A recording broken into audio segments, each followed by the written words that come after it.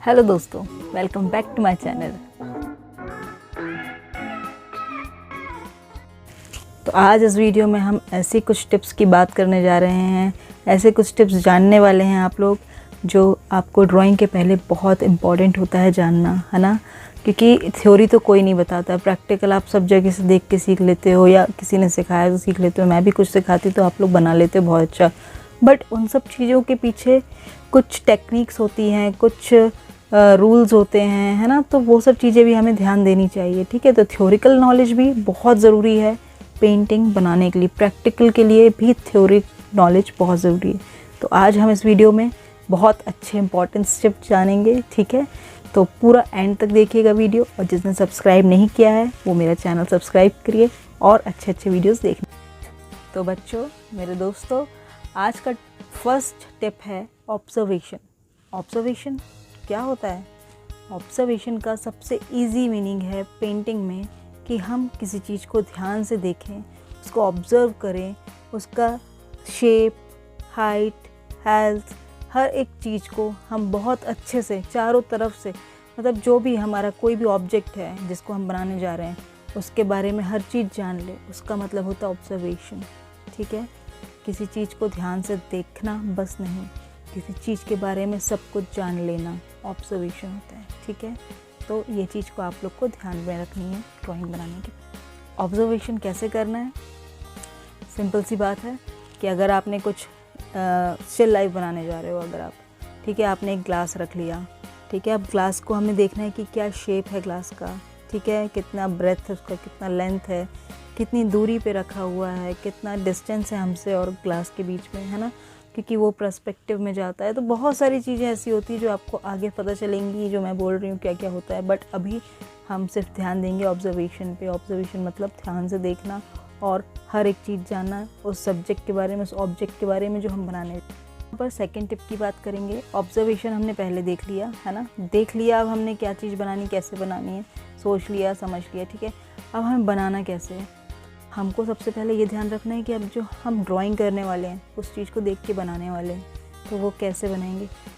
एक पेंसिल होती है ना, जिससे हम बनाते हैं।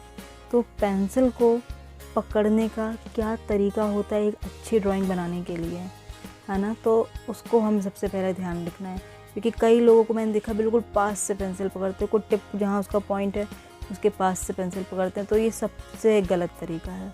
सबसे पहले अगर आपको अच्छी राइटिंग भी करनी है तो बिल्कुल पास से पेंसिल पकड़ना बंद करें।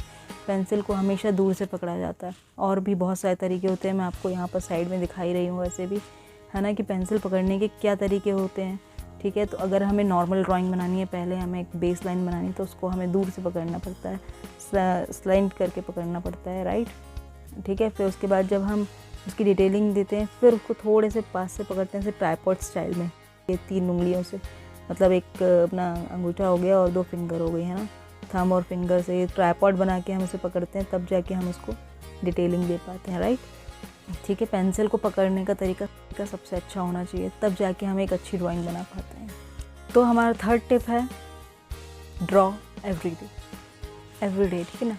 मतलब आपको जो भी ड्रॉ करना है आपको डेली ड्रॉ करना है। मतलब आप अगर स्टिल लाइफ कर रहे हैं या डेली स्केचिंग बाहर जाके कर रहे हैं या कुछ भी, आपको स्केचिंग के लिए कुछ नहीं भी मिल रहा है तो भी आपको ड्रॉ करना है। लाइक कहीं से भी आप रेफरेंस ले लो, किसी बुक कवर में कुछ बहुत से अच्छे अच्छे ड्राइंग्स रहते हैं उसको बना लो, या ड्राइंग नहीं रहते फोटोग्राफ रहती हैं उसको देख के बनाने की कोशिश करो। सिर्फ हमें आउटलाइन करना, रफ स्केचेस करने हैं, ऐसा नहीं कि बहुत डिटेलिंग वाला काम कर रहे हैं। एटलीस्ट डेली अगर आपको ड्राइंग बहुत अच्छी करनी, डेली 10 to 15 मिनट्स, और अगर ज़्यादा टाइम दे सकते हैं तो 15 to 20 मिनट्स तो देना ही देना है ना। हमें ड्राइंग में रफ़ ड्राइंग बोलते हैं उसको, बिल्कुल रफ़ ड्राइंग आप करो। आपके हाथ बस चलने चाहिए, क्योंकि आपने देखा होगा अगर हम कोई स्पोर्ट्स में हैं तो उसके पहले हमें वार्म अप करना होता है, राइट। तो वैसे ही अगर हम ड्राइंग बनाने वाले हैं या ड्राइंग करना चाहते हैं या ड्राइंग करते हैं डेली, तो उसके पहले हमारे हाथों को भी वार्म अप करना पड़ता है। हमारे जितना हम स्केचिंग करेंगे हमारे हाथ उतने ही खुलेंगे। तो जितना ज़्यादा हो सके आप उतनी ड्राइंग कीजिए, डेली कीजिए। कुछ भी आप घर में जो चीज़ दिख रही है उसको बनाइए, कहीं रखा हुआ है तो उसको बनाइए, कहीं आपको कोई सब्जी भाजी दिख रही है तो उसको बना लीजिए, आपको कहीं लैम्प दिख रहा है लैम्प बना लीजिए, कंप्यूटर दिख रहा है कंप्यूटर बना लीजिए। मतलब डेली आपको कम से कम 20 to 30 स्केचेस बनाने, रफ ड्राइंग, बिल्कुल डिटेलिंग नहीं बन रहा है, जैसा बन रहा है वैसा बनाओ, बस हाथ चलना चाहिए। बहुत सारी एक्सरसाइज होती हैं, जिगजैग पैटर्न होते हैं, है ना, 8 पैटर्न होता है, सर्कल बनाओ, लाइंस बनाओ, स्टैंडिंग लाइन, स्लीपिंग लाइन, तब बहुत सारी चीज़ें हैं आपको करने के लिए। 20 मिनट्स तक आप क्या क्या कर सकते हो सब करो डेली। हमारा 4th टिप है पेशेंस। जी हाँ दोस्तों, कई लोगों में पेशेंस नहीं होता है।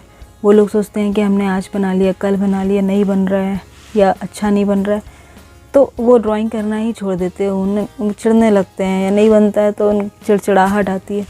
तो ऐसा नहीं करना है, क्योंकि ताजमहल भी एक दिन में नहीं बना, कि जितनी भी अच्छी चीज़ें होती हैं उसको बनने में टाइम लगता है ना।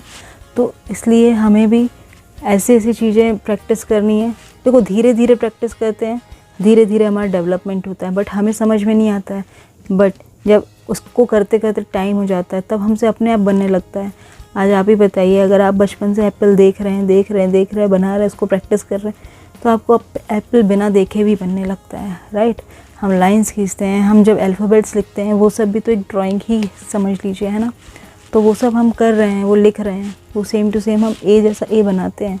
तो वैसे ही ड्राइंग भी होती है, अगर हम आप उसकी प्रैक्टिस शुरू से करते हैं तो वो भी हमसे बन जाती है ना। तो उसके लिए हमें पेशेंस रखना चाहिए, बिल्कुल पेशेंस, क्योंकि ऐसा कोई इंसान नहीं है जो ड्राइंग नहीं कर सकता। अगर आप ये सोचते हैं कि मेरे से ड्राइंग नहीं होगी, तो ये आपकी बहुत बड़ी गलतफहमी है।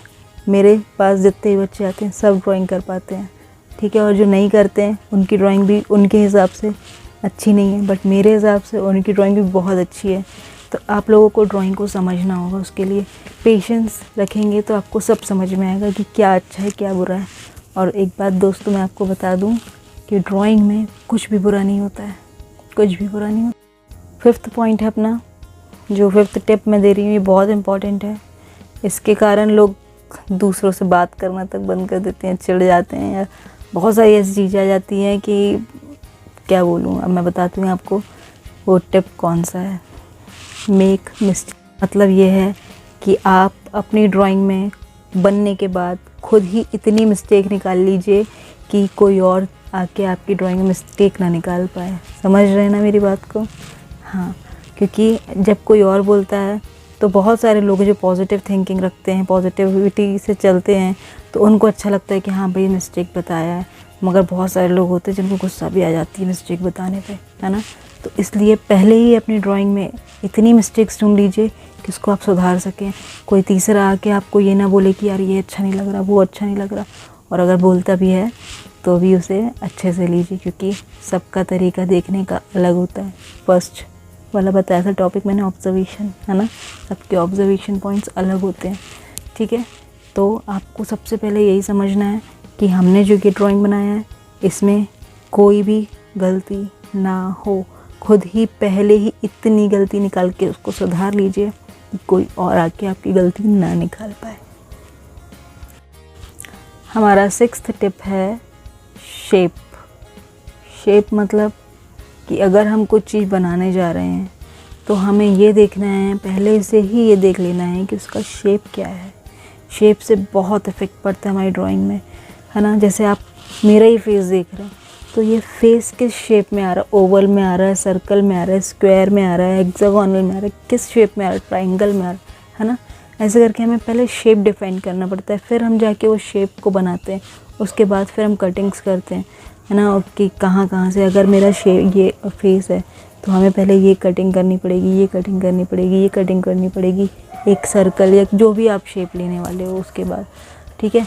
तो शेप बहुत इम्पॉर्टेंट होता है। तो शेप्स पे अगर आप थोड़ा सा वर्क करेंगे, लाइक हमने कोई भी चीज़ देख लो आप, जो शेपलेस है, जिसको आपको समझ में नहीं आ रहा कि क्या शेप, एक डॉग देख लो, ठीक है। डॉग कैसा होता है, ठीक है, वो खड़ा है, अगर सीधे डॉग खड़ा है अगर सामने, तो आप उसका शेप कैसे डिफाइन करोगे, है ना। तो पहले सिलेंड्रिकल शेप बना लो, ऐसे रेक्टेंगल शेप बना लिया, एक रेक्टेंगल शेप उसकी नेक से लेकर उसके चेस्ट तक का रेक्टेंगल शेप बना लिया, एक पूरी उसकी बॉडी के लिए रेक्टेंगल शेप बना लिया, ठीक है, उसके हाथ और पैर के लिए रेक्टेंगल शेप बना ली। तो ऐसे हमें शेप डिसाइड करने पड़ते हैं, उसके बाद अपने आप फिगर बन जाता है, कोई टेंशन नहीं। सबसे इजी होता है शेप बनाकर ड्राइंग करना, ठीक है, स्टार्टिंग में प्रैक्टिस के लिए, फिर तो आपसे बनने लगेगा, फिर आप कैसे भी ड्राइंग करने लगोगे। लास्ट स्टेप है हमारा फाइंड योर ओन स्टाइल, है ना। आप अपनी खुद की कोई स्टाइल ढूंढो, आपको किस चीज़ में ज़्यादा अच्छा लग रहा है। कुछ लोग होते हैं वाटर कलर में अच्छे होते हैं, कुछ लोग होते हैं पेंसिल में अच्छे होते हैं, कुछ लोग पोस्टर कलर में अच्छे होते हैं, कुछ लोग ऑयल पेंटिंग अच्छा कर पाते हैं, कुछ लोग एब्स्ट्रैक्ट अच्छा कर पाते हैं, कुछ लोग मॉडर्न आर्ट अच्छा कर पाते हैं, कुछ लोग अपने खुद का कोई स्टाइल निकालते हैं। तो ये आपको हर एक चीज़ में, हर एक मीडियम में वर्क करना है। आपको जो सबसे अच्छे से बन जा रहा है, जिसमें आपका हाथ बहुत अच्छा बैठ रहा है, जिसमें आप मास्टर्स हो रहे हो, वो आपका स्टाइल डिफ़ाइन कर सकते हैं। आपको एक अपना अलग स्टाइल निकालना पड़ेगा अगर आपको फेमस होना है तो, ठीक है। तो आज का इस वीडियो में इतना ही मैं बताऊंगी। अब मैं आगे पेंसिल शेडिंग के बारे में आप सबको बताने वाली, जिसका आज वेट कर रहे थे सब, बट मैंने सोचा कि उसके पहले मैं कुछ टिप्स दे दूँ आप लोगों को, है ना, तो ज़्यादा अच्छा रहेगा। तो दोस्तों आप बताइएगा कमेंट में कि आपको वीडियो, सब्सक्राइब कीजिएगा, बेल आइकन दबाइएगा और प्लीज़ ज़्यादा से ज़्यादा शेयर करिएगा। अगर आपको अच्छा लगा हो तो लाइक करके कमेंट भी कीजिएगा। बाय दोस्तों, टेक केयर।